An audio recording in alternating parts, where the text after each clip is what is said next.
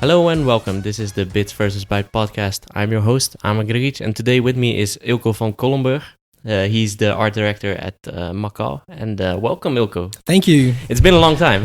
It's been a very, very long time. Yeah, we've for the listeners, we've been colleagues at Mirabeau, which is about 7 or 8 years ago now. Yeah, so definitely. it's been a while, but it's good to be catching up. Yeah. And also talking about the good things you were doing. Yeah.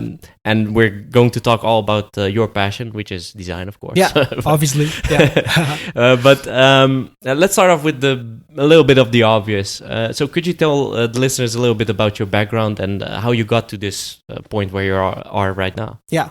I'm a digital art director and brand strategist, and I've been a creative as I can remember my whole life. And I started out trying to make my own Spider-Man books. That was my beginning, learning to draw, learning to create stories, doing storytelling. And eventually it panned out on going to creative schools, learning to create design, do video, everything, multimedia design as it was called back then. Yes, and it was very depressing because you also had like computers you could buy, which were multimedia computers, which really confused me. It's like, what am I doing with my life? But I quickly learned about the purpose of design and creativity, and I created with a couple of friends our own magazine company, which I learned a lot. I mean, working with big deadlines, doing all sorts of things, but also working at a company and doing virtual reality, 3D modeling, and video, and working with Evonia Productions in Hilversum at the same time. All those things really shaped me in the beginning of my career, and later on going further and focusing on online, because that's my medium. I really love the dynamic nature of the internet. And as you already recalled, working at a couple of agencies, going to Mirabeau, worked there for 10 years, helped to shape with some of my colleagues to create the creative department there, and left there 1.5 years ago, and now working at Macaw. And it's been a journey for sure. Definitely, yeah. So you went from being kind of a designer and doing all kinds of stuff on the front end of the thing, and you eventually become an art director. Was that transition? Did that come naturally to you, or was that something that you were already thinking about in the beginning of your career that you want to end up there? Yeah. How did that go? I think a lot of designers always dream or envision to go towards an art director role or creative director or whatnot, but it's not a clear path. And having a clear definition of what an art director is, you can't really find it. There's even this really good book, and it's quite fat, it's quite big. It's called Art Direction Finally Explained, but it kind of like shows all the different facets in the creative industry, from book design towards digital, towards video, and it shows that art direction has something different in every part. But to me, it was a clear goal the further I got as a visual designer, because I really was curious about brands and how they work, how they function, how do you connect the business strategy and design together. That was something that really intrigued me, and it wasn't really natural. I mean, I was a very active designer, working with my tools, very good in Photoshop, Illustrator, all those tools back then, but I really wasn't looking at the bigger picture. Why are we doing this? I was really good in the skills itself. So going from being really good in the software and designing and creating certain style or identity, and going to the bigger questions wasn't natural at all. So it cost me some big years to train myself and find the right path. What would you say was instrumental in doing that? Because I've had that transition myself as well, going from an engineer to a position where you need to think about more. Well, it's more abstract, right? So it's more things like, okay, this is where we want to go with this company or this client or whatever. So what helped you in that whole process? Is there something that you could name that really helped you go through that? Yeah. I kind of like am some sort of autodidact, really trained myself, but doing that and not having an official art academy background I wasn't really conceptual. So I really lacked that conceptual thinking. I was really practical in design and style, and did a lot of things on gut feeling, and luckily good. But going back, and I did a course of thinking more conceptually, and it really opened up my mind and seeing the connections between creating a good concept, a good design, and how to connect it back towards a company and its strategy and its goals. So that was my main reason why I could grow further, and I'm really, really happy and fortunate that I had that course. Yeah, and I get that from a perspective that I had the same path, right? So I didn't do some kind of higher education or some kind of university background or whatever, which on the one hand was good because then I could start at the beginning, right? So really in the trenches, as they call it, and then move up because you maybe I don't know if you relate to this as well, but you can really relate to the people at the front lines, right? So you can really understand that when they say something to you, where they're coming from, where they are in their whole journey, because you can see which point they are at. How has that helped you? Is that the same like what I'm feeling, or is it a little bit different than that in design? Because tech and design are always linked together, in my opinion. But do you feel that's different in your kind of area that you're in? No. I think it's actually more universal. It doesn't really matter in what branch you work or something. I mean, you have to be very fortunate also to have the right teachers around you. You know, the right people around you, or maybe you don't identify them initially as a teacher, but if you mimic or see the good things in them and you take them with you, you can shape your own vision or your own function. But knowing the nitty-gritties of the design, being able to descend and go back there and help out there and go back up, I think that's the superpower of being a very, very good entrepreneur or creative. I mean, if I look at the creative industry, the creative directors or art directors I always looked up to were people who were like sitting there in their office doing the big stuff, and we were like grinding down on pitches and dying, because we couldn't crack that nut. And they almost like a demigod came down and touched the pitch deck and changed the design, and we all saw the direction. I mean, being somebody like that who could descend down and help out the team, but also to go back up and change and shape the business. That's the ultimate. That's my goal eventually as well. Yeah, and what I've noticed, and what I do say a lot to people that are starting out as well. I mean, I'm still at the beginning of my career. If you look at it, I mean, I've been doing this for like 10 years or something like that, which seems like a lot, but I still feel like there's so much that I need to learn to get even better than this.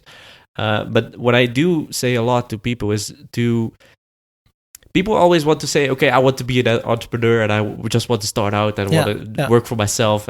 And sometimes I think that's, sometimes it works out, but sometimes you also have the thing that I would say to people, okay, why don't you go and work 4 jobs or something like that, right? Yeah. Go to 4 different companies and see how that works and see, because what I've noticed most there is that there's a difference in leadership in some kinds of ways, right? Definitely. Some people are just natural leaders. You can really get valuable lessons from them, and also the valuable lessons from people that do it incorrectly, right? That's the thing. So I'm curious to know if that's the case you feel with you as well. Is that of course it helps to see multiple environments, but would you recommend that to someone that's starting out as a designer as well? Yeah, definitely. I mean, in the beginning I was really a bit worried about my CV because I jumped a lot of companies. I tasted a lot. I tried to get my vision on what I wanted and what kind of company I wanted to work in. But I kind of like jumped every 1 or 2 years. But when I started to stick at Mirabeau for 10 years, and it's not about giving up, but it's about going in some sort of rhythm and and learning about how businesses work in a longer run, that really helped to shape me. So I would definitely recommend to everyone, really try to taste how a smaller company works out, how a medium company and a bigger company works out, and then choose your long run direction. But sitting somewhere for a longer run really, really is fruitful. Yeah, and that's what people usually think, is that when you stay for a longer period, you'll get into a rut, and that's what most people would think. Yeah. And there is some aspect of that, but there is also one that we discussed before we started recording as well, is that sometimes it's also up to you to not get into that rut, right? Yeah. So to take a step back and look at what you're really doing at that moment. Yeah. How do you feel that is? Do you feel that you also needed to do that maybe in that period, in that longer period? I like it when you get really philosophical. Yeah, it is. I think, even in the bigger picture, I think in life itself, you should always step back once in a while and look at why you are doing the things you do. And yes, I really recollect some moments in that 10-year period where I said, like, shit, am I sitting here too long? You know? But it always panned out in something positive that I learned or did, or really pumped up my portfolio or whatever. But you should definitely always be aware of the value that you get out of your investment. I read an article in the Washington Post a couple of months ago, and it was about this guy being addicted to his phone, and he was an economist, and he really projected his profession on his addiction. And he said all those type of things, like, my investment of time is too big and I don't really get the right, stuff out of it. Okay. And if you put that metaphor on your career as well, I think it's really good to look at your own career as an economist in that sense. I recently saw this slide somewhere where somebody drew out little boxes on a PowerPoint slide, and I looked at it as like, okay, this big grid of little boxes, and then the next slide was like, these are every week in your life. There's like a general life, and some person's life that grows like 80, 90 or something. And it really struck me as like, Jesus, it's so true. Talking about philosophy, it's like time is the only valuable thing we have, and we're spending it too much on jobs we don't like, trying to get money, for stuff that we don't need, and we really need to put our talents and our time in the things that we get happy from. So it's really good to have that sense. Yeah, and that's also what it's strange, because as you said, most people are driven by how much they earn and live their day-to-day life working like that as well, right? So they're like, okay, if I get my paycheck at the end of the month, everything's fine, right? Instead of thinking, okay, what is there of a higher purpose that I could give back maybe to other people, right? That's something that I don't know why I have that. It's something that you can't explain, but I still have that feeling of, I can remember the people that helped me, right? So that helped me along the way. That, as you said, the kind of mentors and the kind of trainers that you get along the way that have maybe far more experience than you in a particular field, and just can say to you, okay, why don't you do this and this? And the outcome will be different, right? And that's something that I've noticed, is that, as you said, it's good to look at something else than just, okay, how much money I'm going to make in this role, right? What I was wondering about, because that's one of the questions I had for you as well, is that design, because that's the big passion. I think people is a passion, of course, as well, but design is one of the big things. And what struck me the last time we talked on the phone as well, is that you mentioned that designers should look, or digital designers should look at different kind of areas as well, right? So designers in maybe the architecture field, or designers maybe that are in fashion or whatever. So why do you think that's important? I think it has to do with, I believe our industry is quite arrogant. I think we see the world, what we do, and the profession that we do. I think a lot of people think that we're pioneering. and it really annoys me. Yeah. Because if you look outside the box, I hate it when people say outside the box. I said it myself, and it's recorded. Shit.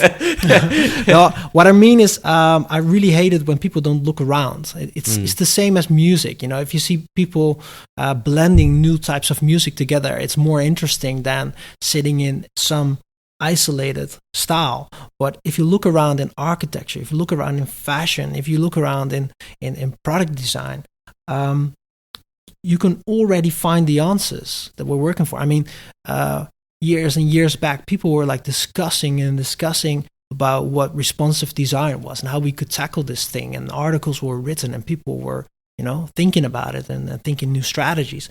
But if you look back into classic graphic design, look at the portfolio of Paul Rand. I mean, look at the identities that he made. They already created their designs for multiple media, and they made a system on it, how it could work.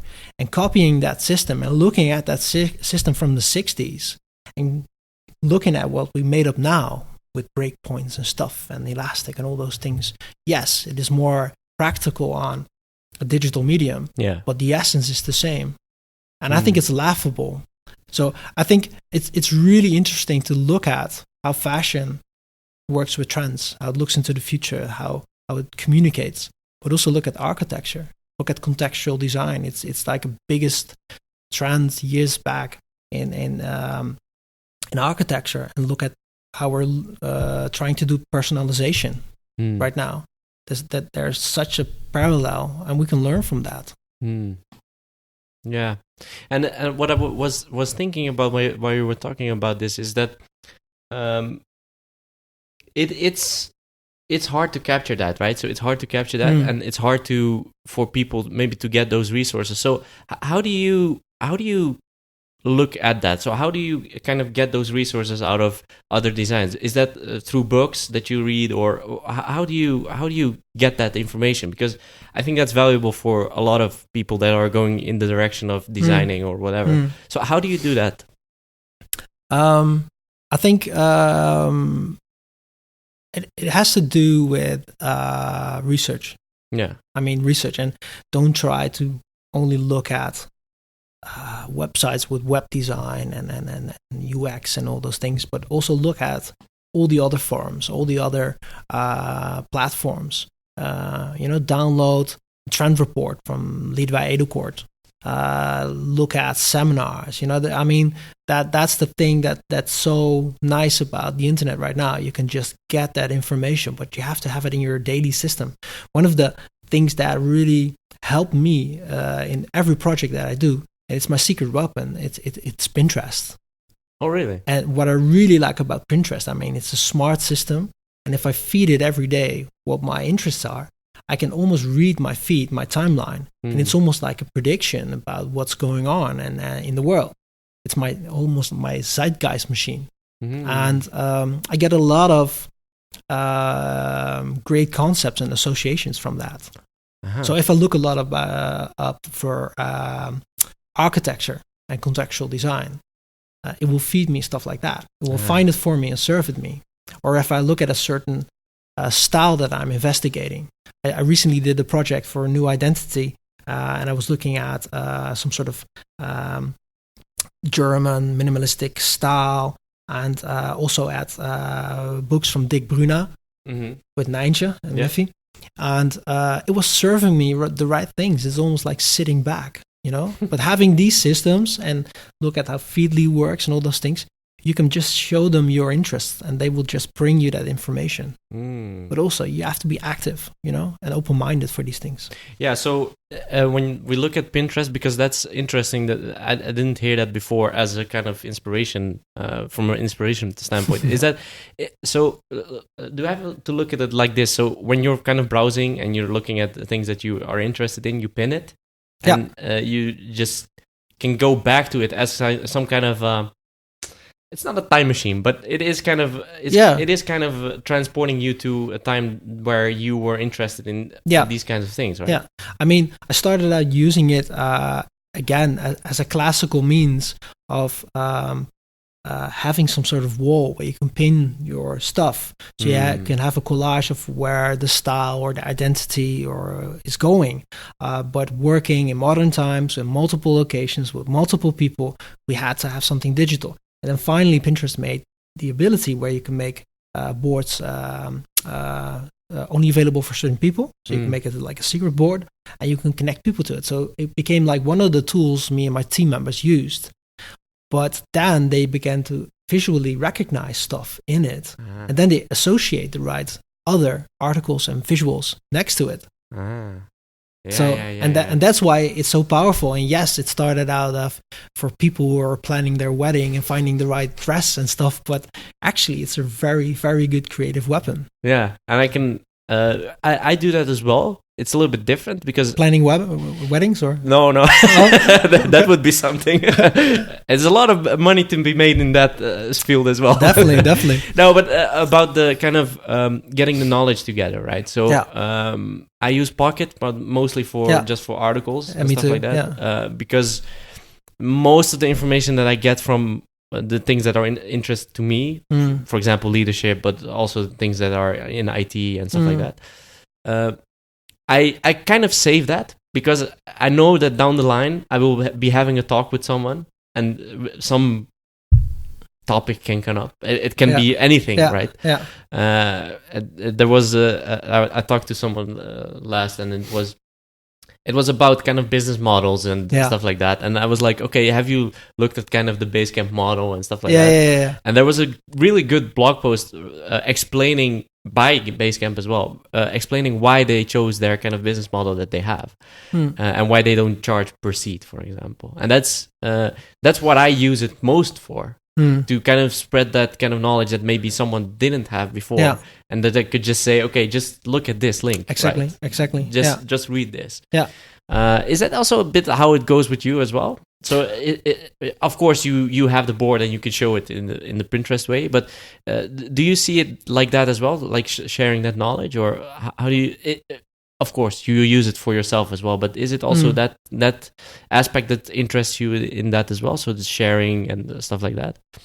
Yeah, definitely. I mean, when I do projects, I used to keep like information secret for me and my team, so we could look like really smart for the client. But my new strategy, the strategy I've been in doing for the past 8 years, is that I really involve the client in the creative process. So it's not just about the idea; it's about the whole process of building these ruins along the way and showing the ruins to the client. And those ruins prove that the idea we came up with is the best one. And having somebody who can travel with you on that period, that's so valuable, and it makes everything so logical. So it's good for the creative process. It's good for getting everyone on board. But I really, from a individual standpoint, I really believe in that information should be shared, and everyone should have that same type of knowledge at the table. So it levels the playing field in that sense as well, right? So a client knows what's behind your creative thinking, right? Exactly. I mean, like 10, 15 years ago, this was almost like black magic what we were doing, and clients were like, please help me, get that magic aboard. But what I found intriguing about these current times is that a lot of the good specialists, and a lot of them have like agency blood, they're working on client side. So you have like really good people in front of you at the table, and they really understand their field better than you. So who am I to tell you this is the best strategy, or who am I to tell you that you can get more clients like that? You should have like almost like a Batman and Robin relationship. Yes, we have certain knowledge and capabilities that you don't have, but you are the specialist. And having more of that type of relationship, really, you need that open informational stream. Yeah, and that makes a good segue to one of the things that I wanted to discuss as well, is that this was actually one of the points that you brought up based on the question that I sent you. So, but where do you kind of see that future for kind of agencies as well? Yeah. So, what do you see changing in that relationship I mean, you've been in the business for a little bit. Yeah. So where do you see that going right now? Because I can imagine that has changed, of course, over the last 10 years. Definitely. As you said, it was kind of black magic before, and now everybody has their own people inside. So where do you see that going right now? It's really interesting because this was one of the reasons why I wanted to work at a technical agency, at a technical company, and not at a creative agency, which might have seemed more logical to me or others. But I really wanted to try to bring design and technology, hardcore technology, closer together, because that's where I believe the real true magic happens. And I really look at the industry right now, and there's something interesting going on, because we used to have clients who have no knowledge internally about what we were doing, as we mentioned before, but now they have their own developers, their own strategists, their own designers, their own interaction designers, their own internal agencies. So that poses the question, what's the proposition of the agency if they already have that capability in-house? And what's our relationship with that internal agency? And I mean, it's a logical situation. You can definitely see that the bigger agencies are becoming like way bigger, and they're going at strategic level and bigger and everything. But I definitely believe, and that's my personal conviction, is that you should grow towards some sort of consultancy level more, and you kind of like set the broad strokes of projects, identities, projects, whatever. You set it like that. And internal agencies, or in a joint venture, you go further and you fabricate it, you create it. But I don't believe that they will become a competition for us, because if you sit inside the company, you can't really, look at the same perspective as the user looks at the company. Yeah. We said it before in our previous phone call, is that this really good quote I heard in another podcast was somebody said, if you're inside the bottle, you can't read the label. And I really believe that. I really believe that you have to sit on the outside to look at a company and see it truly as it is. That's what I really believe in. And interestingly enough, if you look at how everything is moving, if you look at like big media houses or production houses, they are hiring developers. They're hiring like top-notch designers, interaction designers, and they're going towards the big classical websites that used to like be for different types of companies like Mirabeau.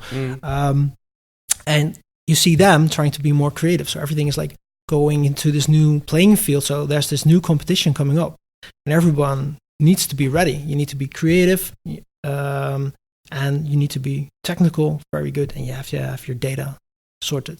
So that's the new playing field, and I find it really interesting to look at this. But I don't believe in the classical setup anymore. No. And I think that's changing as well. Is that what I've noticed a little bit is that, of course, there's a lot of nearshoring. So there's a lot of people getting developers, because there aren't readily available within the Netherlands. People are going to go outside of Netherlands and will check it, right? Yeah, logical. We have that with our people that work for us in Serbia, but I can imagine that a lot of agencies will be going towards that as well. Also delivering those kind of people from those kind of countries. But still, I think that what I've noticed is that the creative process, so actually the designing and stuff like that, it's much more handy to have that on site than somewhere in a different country. That's something that I've noticed as well, is that I could get a designer from whatever country, but it's much harder to explain your kind of creative, what you want to do, and rework, and because it's just nice when someone can come over and say, okay, this is what I thought about. Let's go through it, right? Is that? I think that's something that you were referring to as well a little bit, right? So that changes, that switch is going on as well. Yeah, definitely. And I mean, especially that. If definitely you see different categories of designers like growing up right now. I mean, you see like the type of designer who's really comfortable in Scrum teams, working on a daily basis and creating stuff. But I don't really see that that's a very good creation process. It's a fabrication process. If you look at the other type of designer, who's like classically only in web design, it's like the website is the goal, but they don't really look further than that. I mean, the website is just a means, but it's becoming like the most important means, because we make our money there right now. Yeah. So that's logically why identity design is growing towards online agencies right now. I mean, I can't remember a time where we had more. Sorry, we currently have more identity projects combined with website projects than we had like 4 years ago. It's becoming logical, and that's why you can't get. It's not good to have a designer who's not like close to the company or in the same area. I think it's like a very intimate process. Who are you? What are you doing? What's your purpose in this world as a company? And design is not just the aesthetic layer. It's a strategic tool. Yeah. So you have to be really close to the founders and the company itself, and then you can create the right design and the right website. And who is using it, and how are they using it? And obviously the user, yeah. Yeah, because that's something that I noticed as well, is that there is a big shift going towards that, right? So even personalizing that, right? So personalizing how you use a website or how you use an interface based on what you give as input, right? Yeah. And that's to me is the most interesting part, is that's switching as well. Yeah. A lot of people are seeing that as well, is that they are going from, okay, this is our website, this is an interface, and that's it. Yeah. To more toward, I mean, the human-centered design part is, I talked about it with Pete a little bit, which I had on the podcast before, but it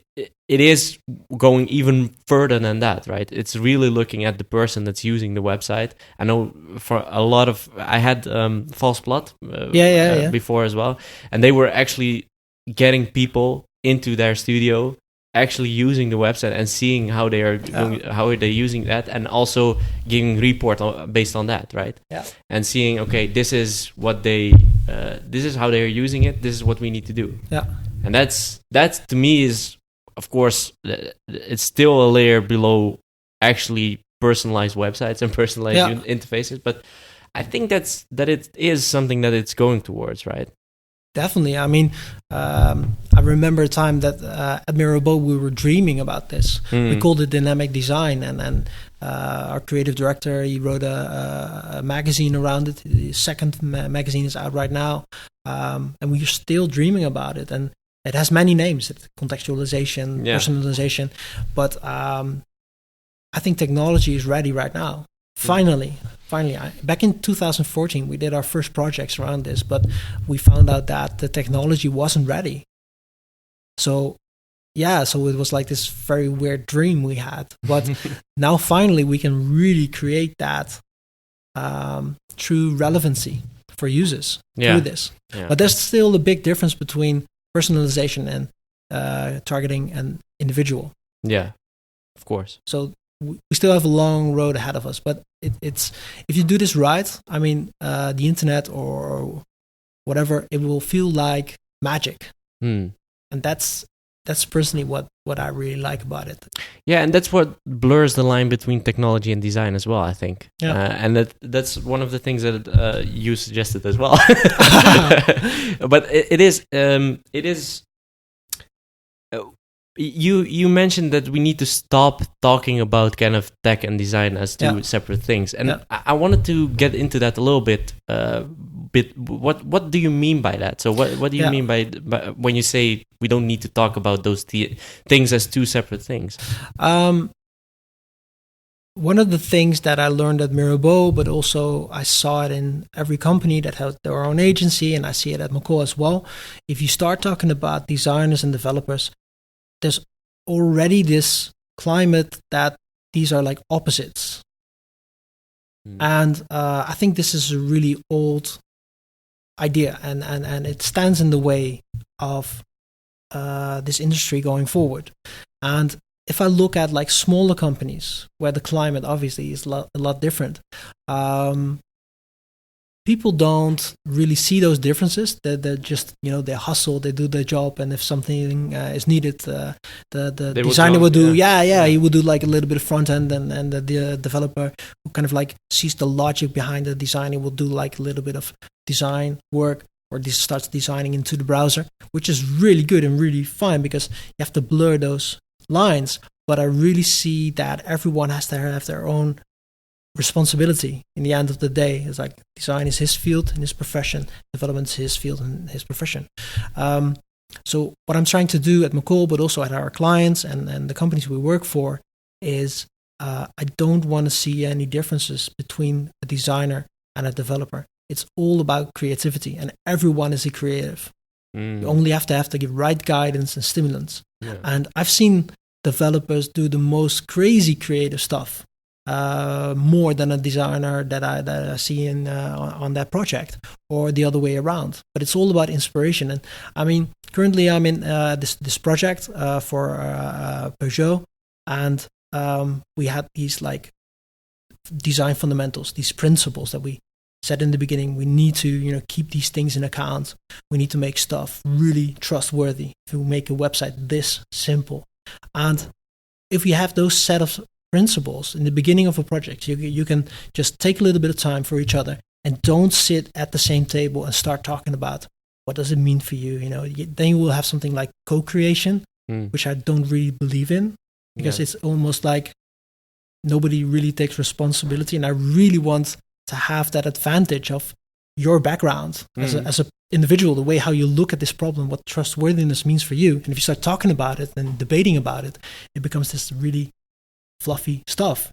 But if you go back a couple of hours, 2 days a week, and you make your sketches, or you write your code, or your individual perception on what that means for this brand and for this website and for these KPIs, you can come back and bring them to the table.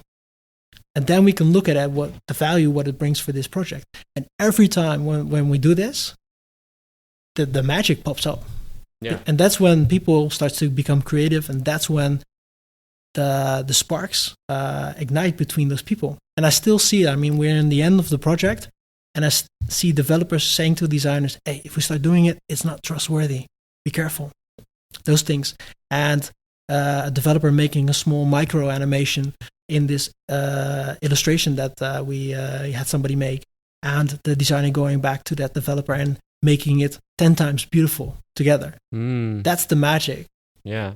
So it's yeah, I get that. The thing is that usually what I get from developers as well is that they're what they are doing, so what they are creating, usually isn't visual, right? Yeah. And that's the hard part for developers there as well. If we are looking at it from a developer's perspective, right?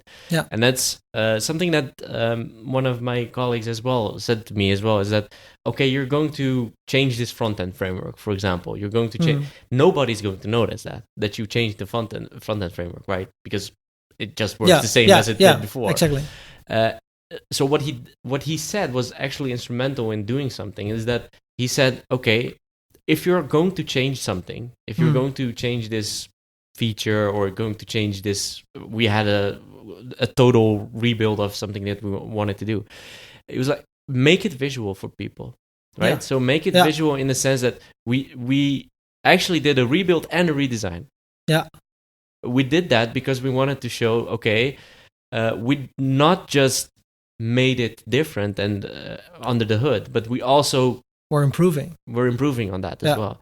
And that's something that that a lot of it's hard for me to grasp as well, because I've been on the back end of things as well, but it is something that you see that actually has an impact. It has an impact if you do that. Definitely. And I mean, thinking about stuff like that, and the end product is a shared responsibility of everyone.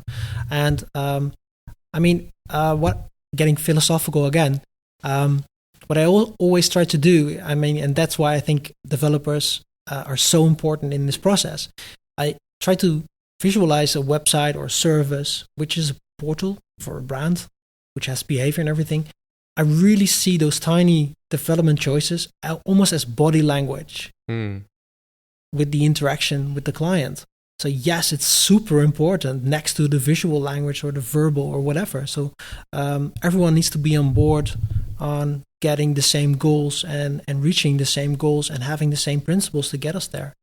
And I think it's a good choice what you did. I mean, it's a psychological effect as well. Yeah, it's just a psychological effect, not only for the clients but also for us internally, right? How am I going to sell a rebuild of 2 months of work where nobody would even notice the difference? Exactly. Yeah.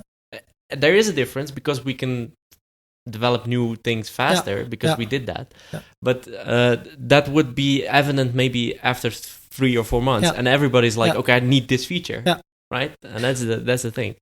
What is really fun about that as well is that it's quite progressive in the sense of that we used to only make customer experiences for our customers and tell the brand story and tell the promise and all those things and just shine it towards the market. But we always forgot to shine it inwards as well, and which is really weird because these are the people that need to make that thing come true. Yeah. So they have to believe it in their bones before they can make their promise in the market. So that's why I really believe that in the latest rebrandings that we did in the past year, we always put some sort of module in the project that every time we make a big decision and not to co-create and not to, debate with everyone about stuff, we take the employees with us. So if we make a new identity, if we make a new proposition, yes, it's key that we have everyone at the table at that moment. And I read a report on it the other day as well, is that a customer experience and an employee experience needs to be so good. We used to make like these big rebrandings at Mirable as well, and we left the building and the company just sat with this new architecture, this new thing we created for them. But still, they have to pull up and get used to that new suit that they bought. Yeah, and that's a really important one. And motivating your team by creating a new front end as well, and also motivating the client at the same time. That's a smart strategy. Yeah, and it doesn't work always, of course, but it for this particular case, it worked because we needed a lot of time to create it. Yeah. Right. So you need to kind of you need to show what the value will be, right? So what the value will be when it's done. Yeah. And you're not going to get that just by saying, okay, we got a new front end, but you don't see anything of it. Yeah. That doesn't work, right? Exactly. And what you said was actually interesting is that I always feel like the people that are working at your company actually make your brand, right? So you say maybe your brand is trustworthy or whatever. That shines through when the people actually believe in that and also show that, right? Exactly. I mean, we used to build brands as cathedrals. And it was quite handy because the public didn't really have a say in it or something. Now people have control. And it scares the shit out of brand management. Yeah, of course. And I think it's really interesting to look at how brand management and how brands operate in modern times. But I think that people will see that you make a promise and that you don't deliver. So making your company deliver on that promise, it's not just this really goofed up story that's made by marketing to throw in the world and say like, yeah, we do it like this. But you really have to deliver. So making that connection, it's cardinal in surviving in the upcoming years. Yeah, and I want to switch to another topic because I wanted to have that last kind of topic for the end. Okay. You did usually what I do is actually I ask what are you most proud of, right? So that's kind of the ending question. And one of the things that I wanted to do differently a little bit this time is that I've seen something, you posted it on LinkedIn as well. You did kind of a big presentation for a lot of, I think it was CEOs and CTOs, right? Or was it? Yes, CMOs, CTOs. Yeah. And I wanted to talk to you a bit about that because I can see when you talk about that how proud you are of that achievement as well. Yeah. So how did that come about and what was it about actually, the whole presentation? The presentation you saw was an event we organize every year. It's called the Macaw Inspiration Day, and it's a day where we don't just talk about technology or talk about design. It's all about what we see in the market, the inspiration that we see around us, and showing it to everyone to kind of like get like a sense of what's going on in the world and kind of like a zeitgeist thing. But I was really conflicted on doing this presentation because it was about how I view the world right now and the impact that technology had, and almost like the unhealthy relationship we have with technology. And what really intrigued me is that you can read a lot of stuff about how your phone is addictive and how everything is shaping our behavior, our relationships, our even our bodies. But those articles never end with a solution. They only they only do the diagnostics. That's it. And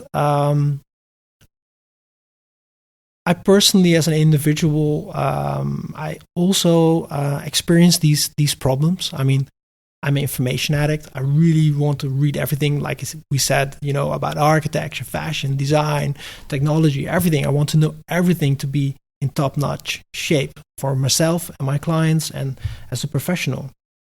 But I can also see that I am a heavy consumer. And I can also see the effect of digital on my kids even. I mean, the other day, my middle kid, I have 3 kids, the middle one has like neck pains. And we go to the doctor, and you know what the doctor says? That's an iPad neck. It already... That's a thing? It's already a thing, because a lot of kids... I didn't know that. Yeah, I mean, and it sickens me. Yeah, of course. It sickens me. I threw up some stats as well. I mean, we pick up our phones more than we pick up cutlery to feed ourselves. And we look more at our phone to unlock it than we look at the individual in his eyes, another individual.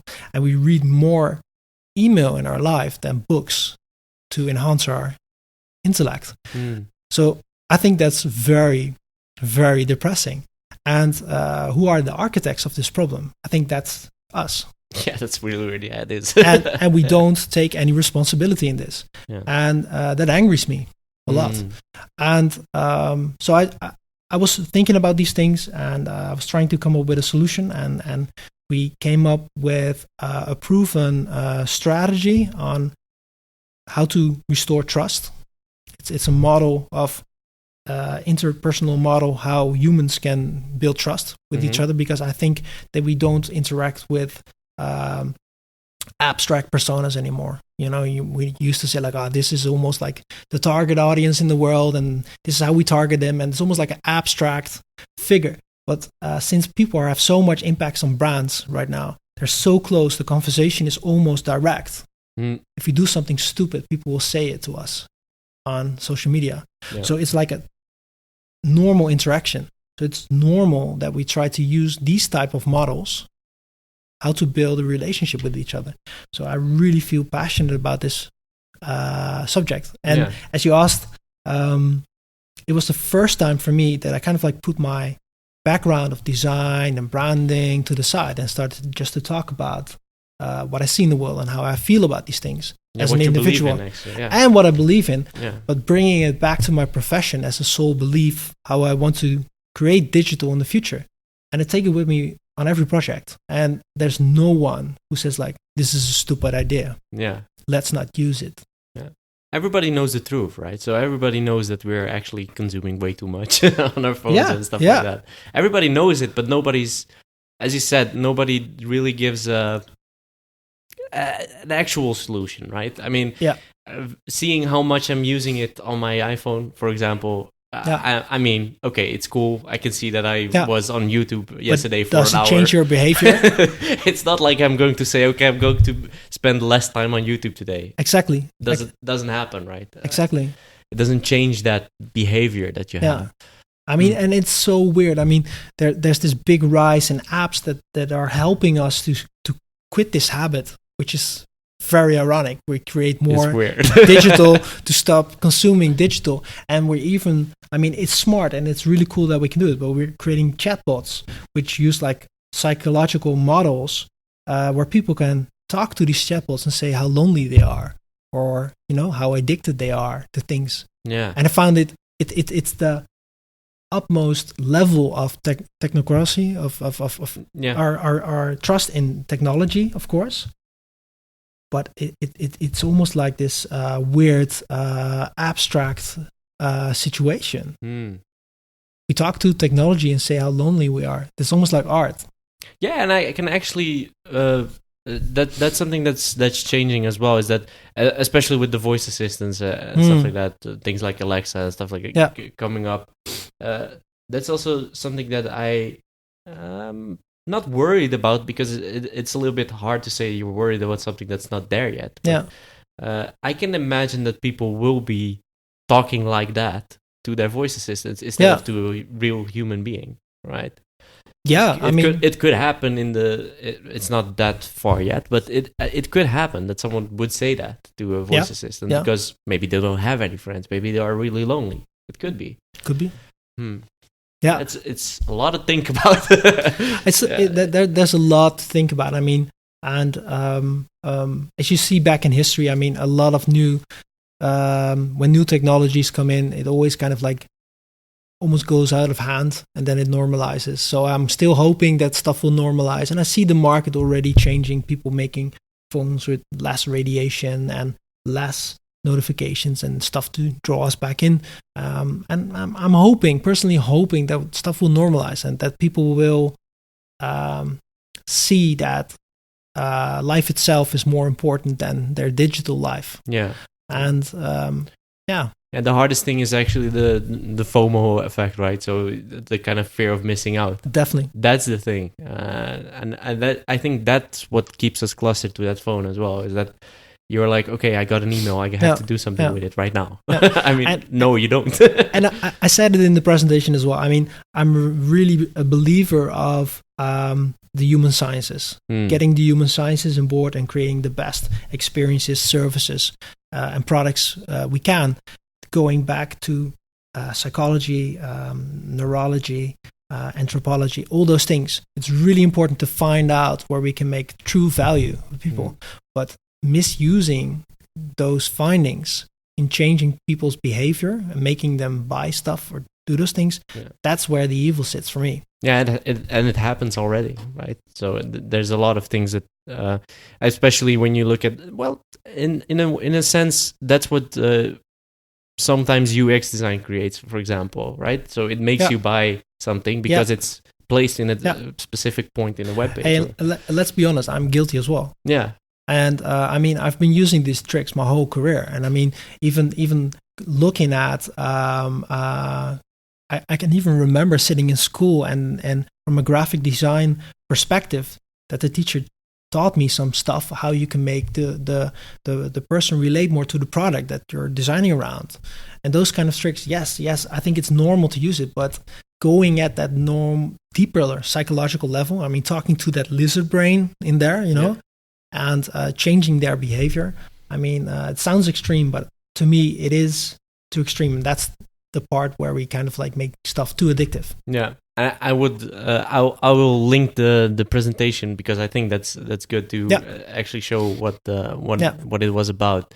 I would like to wrap up. Cool, I think it was really good to talk to you as well. But where can people find you on the internet? It's a little bit hard with your name. Yeah. The word "the internet," I mean, I still find it really old-fashioned. It's almost like I am old-fashioned. Hyperlinks and stuff. Yeah. I think people can definitely always find me on LinkedIn. I mean, that's the fastest way to find me. And I will link it as well. Yeah, definitely. And I mean, the video to me of the presentation also ends with, I really love people to be really critical about the stuff that I'm saying. And I really like to hear more opinions on it because the reactions so far were really nice and good. And I had a lot of great discussions around it.